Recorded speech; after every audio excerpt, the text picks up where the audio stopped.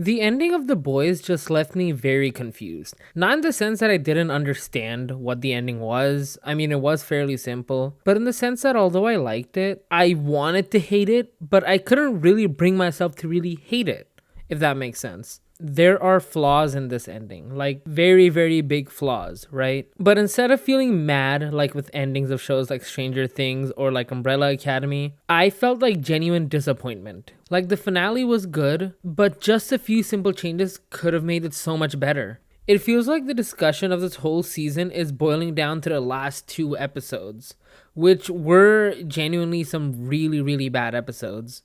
But if you look at the season as a whole, the season started out really, really good, really strong. The first three episodes are pretty high rated for stuff after season four, obviously.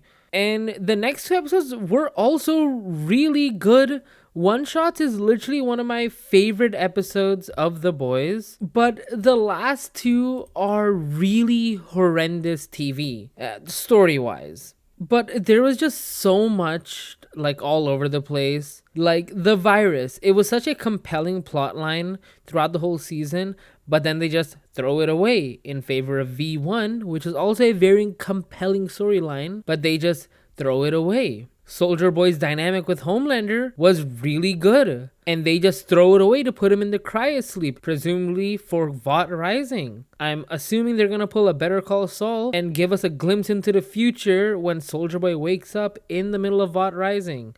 And also, I was reading online some people saying, are we sure that the show was fully set back then? I mean, what if they alternated between times? But they literally had so many plot devices that they ended up doing nothing with. And they just thrusted this weird plot line on us that Kimiko can somehow make the Soldier Boy blast if they use radiation. There was no build up to this at all. Did they not have any foresight while making this season? It's like they literally were writing from the perspective of the boys, if you understand what that means. Like, it's not like the writers were writing with the whole season in mind. They were literally going episode by episode for some reason. And also, for how pivotal of a death it was, they didn't show how Frenchie died. There's literal behind the scene videos of Homelander using his finger to, tear through Frenchie's torso. But they decided to cut that in favor of Dognot and Sheline sniffing each other. And the fact that Eric Kripke kept going around saying Marie Moreau is going to have a big use in the finale and in the fifth season, and that Gen V season 2 is must-watch TV. I'm not saying it isn't. Gen V season 2 was much better than this season of The Boys, if I'm being honest. But the fact that they built up these amazing characters and one of the strongest soups in the universe, and they brushed them off in less than 5 minutes. Like, Marie would have been the most realistic addition to The Boys. And some could argue that it wouldn't be fair to the people that didn't watch the spin-off, but you had a whole season.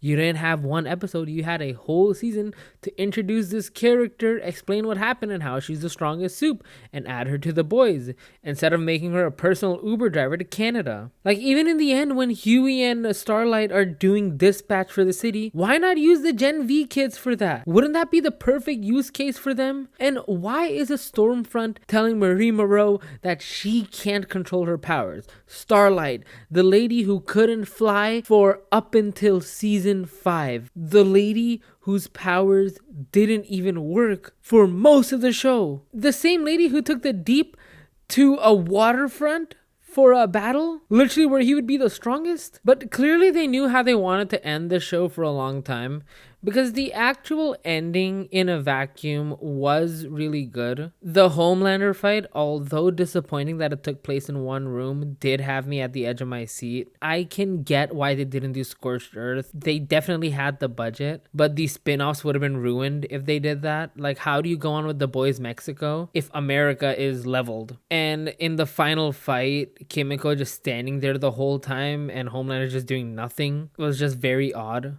But I really did like the post-match report, basically, where they're all sitting down and watching TV. People say the Butcher Genocide comes out of nowhere, and it kind of does. But I rewatched the show right before this finale came out, like in the week leading up to the finale. I had a lot of free time. I rewatched it. And Butcher's motivations did get lost after season 1. He was always after every soup. However, it felt like there needed to be an epilogue episode of that whole thing. Like if they took the Homelander fight and made it episode 7 where Homelander's dead, and then episode 8 is the epilogue, the debrief, where he ends up killing Butcher halfway through the episode, and we get to see a bit more of how these characters just move on with their lives.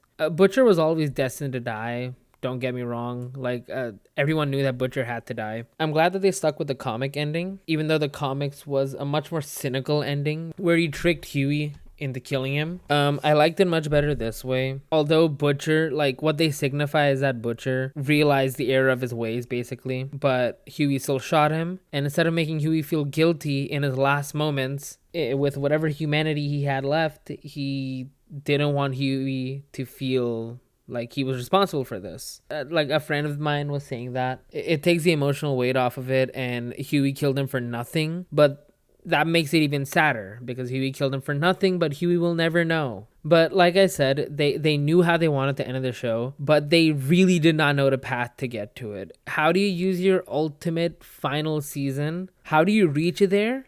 And you have no North Star. Like, I guess killing Homelander is a North Star, but you don't know the singular path you're going on. It should have been since episode like 3 or 4 where you're like, our last resort is Kimiko having Soldier Boy's blast. Because they, in a way, obviously they knew that that would work ever since season 3, since they saw Soldier Boy. And that's why there's just so much of a disconnect with this season and this ending. Like, all the other seasons had some sort of singular over arc. That's what this season didn't have. Like season 1 was the whole revealing of V. Season 2, the main antagonist was Stormfront and the world coping with V. Season 3 was obviously the introduction of Soldier Boy and Huey and Butcher taking Temp V. Season 4 was Butcher and his cancer being the overarching story, and obviously the hallucinations he was seeing and the virus carried over from Gen V season 1, which means that Kripke knows how to carry things over from Gen V. I don't know why he didn't for season 5. But season 5 has no singular anchor.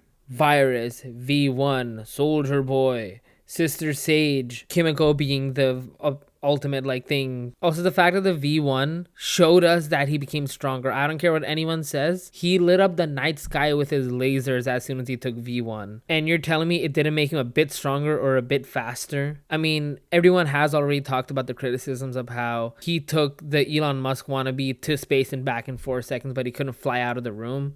Like, yes, you don't show that in the same episode, right? Show that in an episode ago and people wouldn't have cared that much. And the fact that the fans had to come up with crack theories about what the V1 did means that your writing just didn't work, like Eric Kripke, I'm sorry. And it was very disappointing that we didn't get Scorched Earth. And I'm still sad about that. All these fan edits are so good of Scorched Earth. But again, it makes sense because they announced these spin-offs. I mean, in my main channel video, I literally talk about this. It could have been network executives like Sony, like Amazon, forcing Kripke to do all this so that it fits within his universe. I mean, there's a few other things that disappointed me. I really would have liked if there's a few more minutes to show the world's reaction to this gruesome, horrendous death instead of it just being a room full of, I don't even know. And there are some things that are left unanswered that you can kind of, answer in your head, but they should have shown us. Like the whole psychic police, did they just leave? What about Homelander's army of soups that he made? And like, are all the superheroes, regardless of if they were Homelander supporters or not,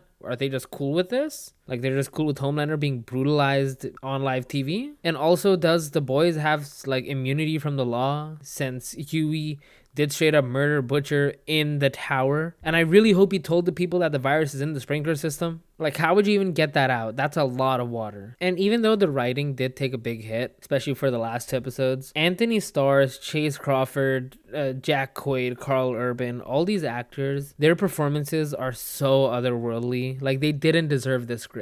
How can Anthony Starr convey pathetic Homelander so good to the point that I felt empathy for Homelander? I mean, when he started crying, I was legitimately cringed out and heartbroken for some reason, even knowing how bad of a character this guy is. And also, they did good on reminding people that Butcher just isn't a good guy. Like, his genocide arc did come out of left field, like I said, but him losing the 2 things he called family made him remember the motivation that he started out with in the show. But like I said, it should have been its own episode. Don't do conformity gate with this. However, even with like so many flaws, when the show ended and the credits rolled The first thing that came to my head wasn't, oh man, they forgot so many things. I had this sense of satisfaction that I didn't with a lot of other shows finales that I watched, like Umbrella Academy, like Stranger Things, like Sex Education. A lot of those endings just left me wanting more. And this one initially didn't until I kind of looked broader in a sense.